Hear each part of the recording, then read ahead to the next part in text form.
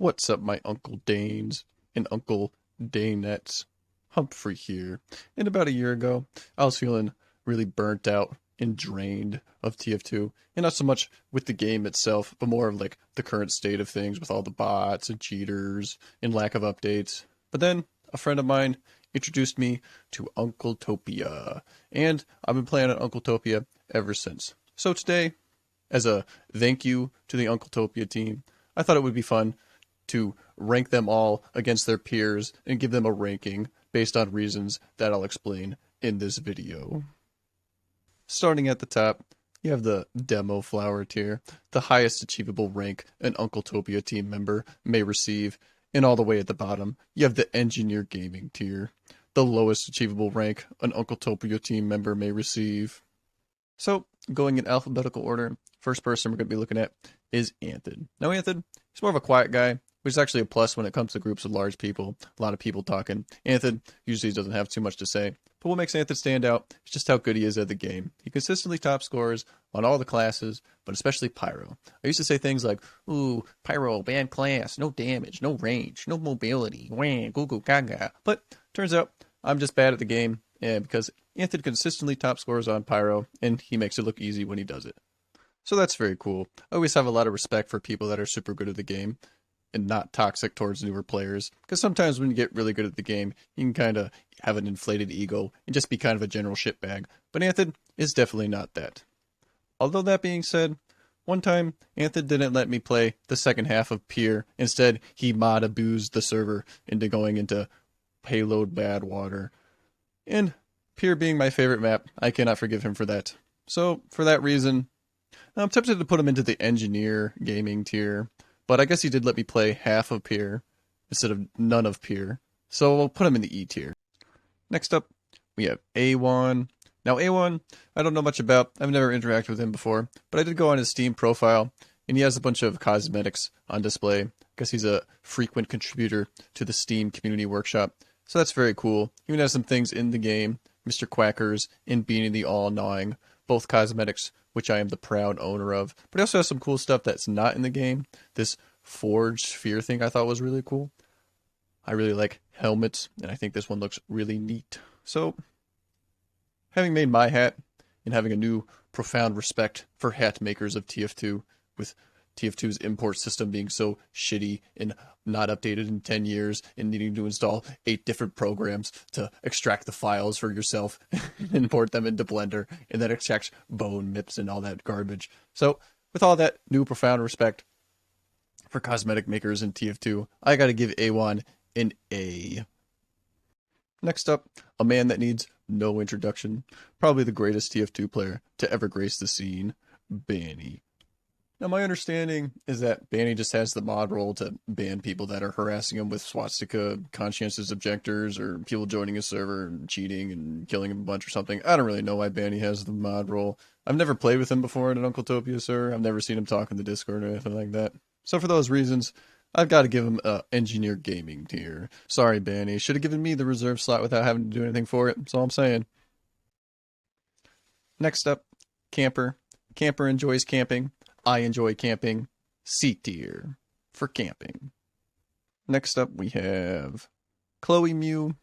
I've actually played with Chloe Mew before, which is weird. I must have been in like a London server or something. I guess I do that if like all the American servers are full and I just need to like wait in queue to get one. And she was fun to play with. She like got on voice and did callouts and stuff, and that's always fun. She has a YouTube channel, which is cool. I actually found her YouTube channel from like I was looking at modeling and texturing guides on YouTube, and she has a war paint tutorial on YouTube. But most of her YouTube videos are like fun skit, like art cartoon things, which is very cool. She likes Pokemon, but she likes Mew, and that's not good. I'm gonna go ahead and put Chloe in the B tier. B for Britain. Next up, we have Comet GM. Now, I don't know anything about Comet GM, other than they have a very cute profile picture of a little birdie bird. And if their name's anything to go by, they're a chess grandmaster, which is very cool. A tier. Next up, we have Crinkledchimp. So, based on his name, he is a monkey enjoyer. I, too, am a monkey enjoyer. But the standout features of Crinkledchimp have to be his long, luscious hair, and his well-trimmed facial hair, and his tasteful V-neck. This man is incredibly handsome, and for that, I have to put him in the Demoflower tier. Actually, is he wearing a yarmulke in this picture? I think that's a yarmulke. Something I haven't noticed before. I mean, that doesn't affect his ranking at all. Just now noticed that in the photo. Okay. Next up, we have Digital Disorder. Now, Digital, she's very active in the community. She talks on the Discord a lot, which is nice. And she's also very patient and tolerant of me when I spam the reports channel with player X cheating in all caps and 5 exclamation points. And of course, I provide no context or evidence or explanation or follow-up. So that's very nice that she's patient with me, and I do appreciate that. But that being said, she does play sniper, and that is bad. So we put Digital in the D tier. D for Digital. Next up we have DJ Sylveon. DJ Sylveon, I used to play with her quite a bit on the East Coast servers in like the morning time, but my sleep schedule has shifted away from playing TF2 in the morning time and more so late at night nowadays, which is sad because she was always fun to play with. She would get on voice and do calls and stuff, which I always do appreciate it because my tiny monkey brain is too small to read, chat, and play TF2 at the same time. Also, her profile picture is very FA, if I do say so myself. Orange is my favorite color, and there's a lot of orange in this picture, in the hair, in the glasses. Very, very cool. I don't know if she made it herself, but if she did, it's very nice. So I'm going to put DJ Sylveon in the A tier. Next up we have H2 Overdrive. I think I played with him once. I think he's a West Coast cat. So I played with him on like a Chicago server once. He seemed fun to play with. He got on voice and calls and stuff. I know he plays Medic, which is cool.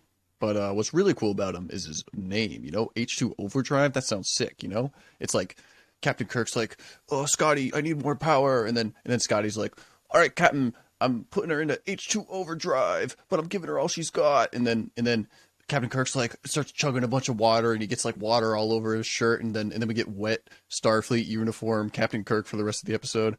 Yeah, that'd be fucking awesome. Hell yeah. So H2 Overdrive, B tier. Next up we have Kyga. Kyga, of course, rhyming with Tyga, the character from the winter romance anime Toradora. B tier. Next we have Leoreen, or Ryan.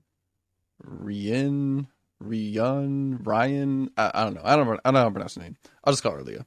So Leah, she's very skilled at the game. She's always super fun to play with, and an overall fantastic person. Someone who I would even consider to be my friend. But she's very vocal about her disdain for Pikmin. And one time, I invited her to play Jackbox, and she said, "No thank you." And when I first met her, she felt the need to communicate to me in Morse code. That was very weird. That was very strange. I didn't like that at all. So for those reasons, Engineer Gaming tier. That's easy. Next up we have Optivex, which, like H2 Overdrive, is a very cool name. Optivex is from Australia, which is very cool. But most importantly, Optivex, just like Crinkledchimp, is incredibly handsome. I went to this man's Twitch page, and he has a webcam, and wow, this man is chiseled. I'm just saying, if you see me playing on the Australian servers, I'm not playing there for the ping, you know? Optivex, Demoflower. Next up we have Paiser, the man that created the Team Fortress bot detector, which is a fantastic tool I use every time I launch Team Fortress 2. So for that, I am very grateful. But I have played with him before, and he was playing Sniper, the non-interactive class of the game. So for that, I cannot forgive him. Paiser, E tier. And while we're down here, why don't we go ahead and move Leoreen down to the Bonzo Bottomless Pit of Despair tier. I think that suits her better. Scrolling back up to the people that deserve mod status on the Uncletopia team, we have Roto. Roto, my understanding, is the head honcho, the Don Cartagena leader of the Uncletopia operation. And you'd think with all that power and influence, he'd be a bit of an arrogant prick, but During my few interactions I've had with him, he seemed like a very reasonable and understanding individual. So for that, I give him the thumbs up. Roto, transparency tier.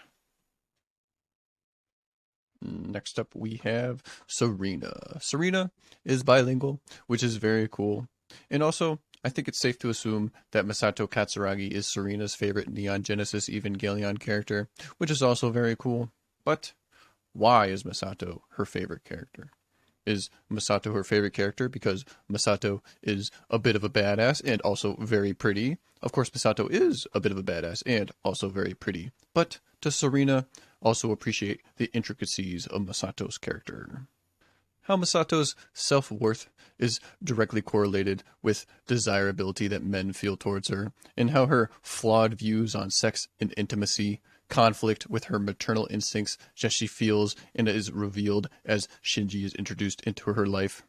What is the significance of the watermelons? I do not know. If Serena knows, Demoflower tier. If she doesn't, A tier. So for now, I'll go ahead and put her in between A and Demoflower tier. I think that seems fair. Next up, we have Uncle Dane. Now, I gotta be honest, I don't know shit about this guy. And every time I try to do research on him, I just get his Bandcamp page. So I guess he's a musician. I mean, that's cool. Music's cool, but I don't really know why the servers are named after him. I guess Roto was like a big fan of his music. Nah, I don't know. C tier. And last, but certainly not least, we have Viora. Now, Viora, I'm sure he's a fantastic guy and he does lots of great things and has lots of friends and stuff. But as we all know, that does not matter. What matters is how handsome we are. And I don't mean to brag, but I have seen a photograph of this man, and he is incredibly handsome. I'm not saying I'm gay, but if Viora invited me to ride his Vespa Supersport 180 around Cesare Levante, I wouldn't say no. So, Viora, Demoflower tier. And that concludes my Uncletopia mod tier list. I would just like to say thank you to the Uncletopia team for providing me with a fun, fair, and friendly gameplay experience to enjoy for this past year and hopefully for many more to come. And while we're at it, why don't we go ahead and move Chloe up into the Sexy Soldier Appreciator tier.